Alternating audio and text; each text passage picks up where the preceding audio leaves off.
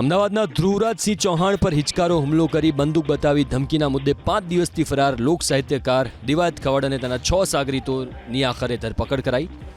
દેવાયત ખવડ અને તેના સાગરીતોની સુરેન્દ્રનગરના દુધઈ નજીકના ફાર્મ હાઉસમાંથી ધરપકડ કરાઈ. મોડી સાંજે પોલીસ તમામને લઈને તાલાલા પહોંચી હતી, જ્યાં લોકલ ક્રાઇમ બ્રાન્ચ કચેરી ખાતે પોલીસે આરોપી ક્યાં ક્યાં છુપાયા હતા, કોણે કોણે મદદ કરી, અન્ય સાગરીતો ક્યાં છે તે અંગે પૂછપરછ શરૂ કરી.